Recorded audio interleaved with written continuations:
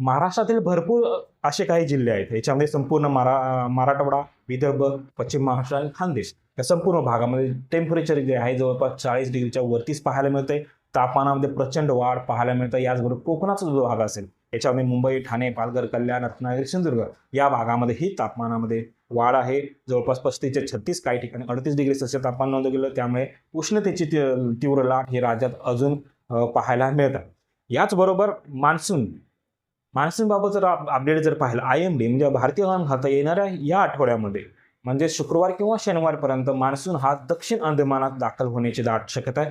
याची अधिकृत घोषणा ही IMD लवकरच करण्याची ही दाट शक्यता आहे. याचबरोबर सध्याची लेटेस्ट सॅटेलाइट इमेजनुसार जर आपण पाहिलं तर उत्तर भारतामध्ये जम्मू काश्मीर असेल, लेह लडाख असेल, गिलगिट बाल्टिस्तान या भागामध्ये जो काही WD होता तो WD पुढे सरकून निघून गेला. याचबरोबर अरबी समुद्र असेल आणि बंगालचा उपसागर हे दोन्ही समुद्र खूप ऍक्टिव्ह असलेले पाहायला मिळतात. राज्यात तापमान वाढण्याची शक्यता आहे. काही ठिकाणी तापमानामध्ये ही घट पाहायला मिळेल. ज्या ठिकाणी क्लाउड्स बनतील, ढगांचं वातावरण तयार होईल, त्याच ठिकाणी काही अंशी हे तापमानात घट पाहायला मिळेल. मात्र राज्यात इतरत्र भागामध्ये तापमान प्रचंड वाढ पाहायला मिळण्याची दाट शक्यता आहे. नमस्कार, मी नेता जाधव. आपण पाहणार आहोत येणाऱ्या 3 दिवसाचा राज्याचा हवामान अपडेटमध्ये 13 मे, 14 मे आणि 15 मे. सर्वप्रथम वाऱ्याची दिशा सिस्टम प्रणालीबद्दल जर पाहिलं तर उत्तर भारतामध्ये WD आहे याचा प्रभाव अजूनही जम्मू काश्मीर असेल, लेह लडाख असेल या ठिकाणी जाणवत आहे. मात्र जो राजस्थान असेल आणि गुजरातचा हा पट्टा असेल, जैसलमेर असेल, जयपूर असेल, जोधपूर असेल या ठिकाणी तापमान प्रचंड वाढलेले पाहायला मिळते. काही ठिकाणी 47 ते 48 डिग्री सेल्सिअस तापमान पाहायला मिळतंय. हा जो पिरियड आहे मे महिन्याचा जो आता सध्या आपण पाहतोय हा पिरियड पीक टेम्परेचरचा पिरियड आहे.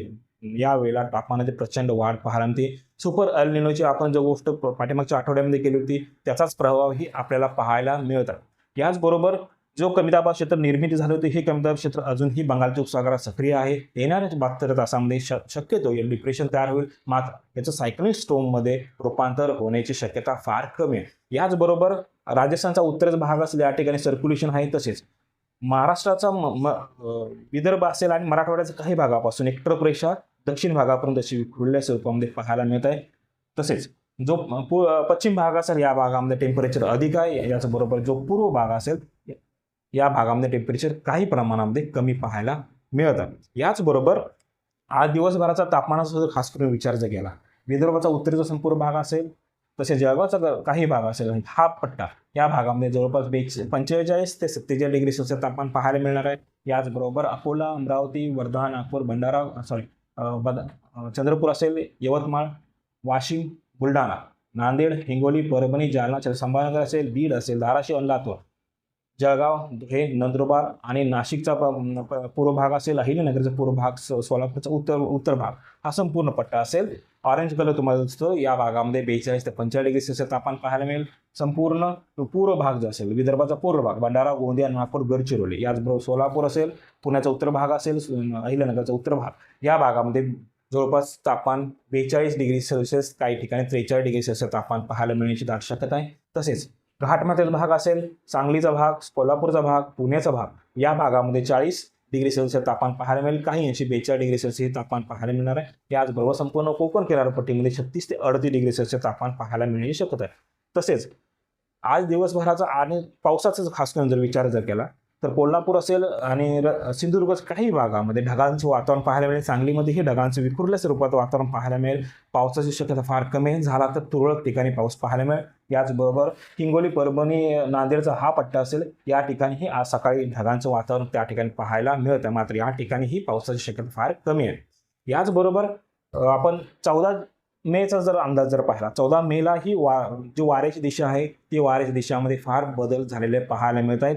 वातावरण थोडं अनुकूल होताना आपल्याला पाहायला मिळत आहे. म्हणजेच जो कमी दाबाचे क्षेत्र आहे ते थोडंसं तीव्र झालेलं पाहायला मिळतंय आणि हे उत्तरेला सरकत आपल्याला असल्याची शक्यता आहे. याचबरोबर उत्तरेकडून जे वार आहे ते उत्तरेकडून वार दक्षिणेला कर्नाटकपर्यंत पोहोचतंय. तसेच राजस्थानचा जो पश्चिम भाग असेल या भागामध्ये सर्क्युलेशन तयार आहे. याचबरोबर जो WD उत्तर भारतामध्ये सक्रिय होता तो WD हळूहळू पुढे सरकून निघून गेलेला आहे आणि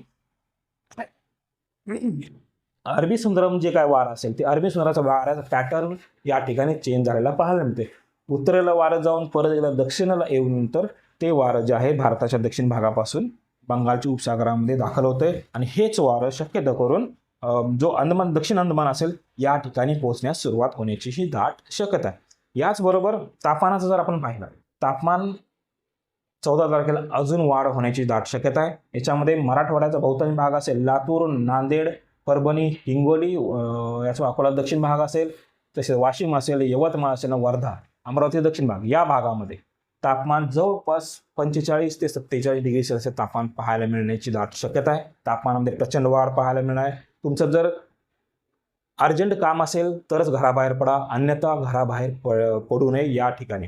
याचबरोबर संपूर्ण विदर्भ असेल, संपूर्ण मराठवाडा, संपूर्ण खानदेश आणि पश्चिम महाराष्ट्राचा जो सोलापूर असेल, अहिल्यानगर असेल या ठिकाणी 42 ते 45 डिग्री सेल्सिअस तापमान पाहायला मिळेल. तसेच नाशिकचा पश्चिम भाग असेल, सातारा, सांगली आणि पुणे या भागामध्ये ही 40 ते 42 डिग्री सेल्सिअस तापमान पाहायला मिळेल. घाट माथ्याचा भाग जर पाहिला, संपूर्ण घाट माथ्याच्या भागामध्ये 38 डिग्री सेल्सिअस तापमान पाहायला मिळणार आहे. आणि संपूर्ण कोकण किनारपट्टीमध्ये जर पाहिलं तर 34 ते 36 डिग्री सेल्सिअस तापमान पाहायला मिळण्याचीही शक्यता आहे. तसेच पावसाचं जर पाहिलं, पावसाचं यंदा रत्नागिरी असेल, सिंधुदुर्ग असेल या ठिकाणी काही अंशी ढगाळ वातावरण पाहायला मिळण्याची शक्यता आहे. पावसाची शक्यता फार कमी आहे. मात्र 1-2 दुसऱ्या स्वरूपामध्ये आपल्याला पाऊस पाहायला मिळू शकतो. जोरदार पाऊस किंवा मुसळधार पाऊस किंवा धोधो पाऊस मात्र राज्यामध्ये आपल्याला पाहायला मिळणार नाहीये. याचबरोबर 15 तारखेचा आपण सिस्टम प्रणालीबद्दल जर पाहिलं, 15 तारखेला राजस्थानचा उत्तर भाग असेल, या ठिकाणी सिस्टम थोडीशी कमकुवत पाहायला मिळते. या ठिकाणी सर्क्युलेशन पाहायला मिळालं होतं. याचबरोबर जी वाऱ्याची दिशा आहे ती वाऱ्याची दिशा ही पूर्णपणे बदललेली पाहायला मिळतं. म्हणजे वातावरण हे मान्सूनच्या आगमनासाठी अनुकूल झालं आहे दक्षिण अंदमानामध्ये. याचबरोबर बंगालच्या उपसागरात जे कमी दाबाचं ते क्षेत्र आहे ती अजून तीव्र होण्याची शक्यता आहे. याच्या प्रादुर्भावामुळे दक्षिण भारताचा जो दक्षिण भाग असेल या ठिकाणी पावसाची शक्यता असेल. यात ओडिशा असेल या ठिकाणी पावसाची शक्यता असेल. राज्यामध्ये मात्र तीव्र उष्णता अजून काही दिवस पाहायला मिळण्याची शक्यता आहे. याचबरोबर राज्याचा टेम्परेचरचा विचार जर केला तर 15 तारखेला अजून तापमानामध्ये वाढ पाहायला मिळते. याच्यामध्ये नांदेडचा उत्तर भाग असेल, यवतमाळ असेल, वर्धा, चंद्रपूर, नागपूर, भंडारा, गोंदिया हा संपूर्ण वाशिमचा काय भाग हा संपूर्ण पट्टा असेल. या भागामध्ये 45 ते 43 डिग्री सेल्सिअस तापमान पाहायला मिळणार आहे. मराठवाडा, विदर्भ या भागामध्ये 42 ते 45 डिग्री सेल्सिअस. याचबरोबर पश्चिम महाराष्ट्राच्या बहुतांश भागामध्ये मिक्स टेम्परेचर राहण्याची शक्यता, म्हणजे काही ठिकाणी 38, काही ठिकाणी 42 डिग्री सेल्सिअसपर्यंत तापमान पाहायला मिळेल. सांगली असेल, कोल्हापूर असेल, याचबरोबर सोलापूरचा भाग असेल, पुण्याचा भाग असेल, अहिल्यानगरचा भाग असेल, या भागामध्ये जसं ढगांचं वातावरण जर वाढलं तर टेम्परेचर कमी होईल. मात्र ढग जर आले नाहीत, क्लिअर वेदर असेल, ड्राय विंड असेल, त्यावेळेला तापमान वाढ होईल. याचबरोबर कोकणाचंही पाहिलं, कोकणाचा दक्षिण भाग असेल, या ठिकाणी 34 ते 36 डिग्री सेल्सिअस तापमान पाहायला मिळेल. याच्यामध्ये रत्नागिरी आणि सिंधुदुर्ग.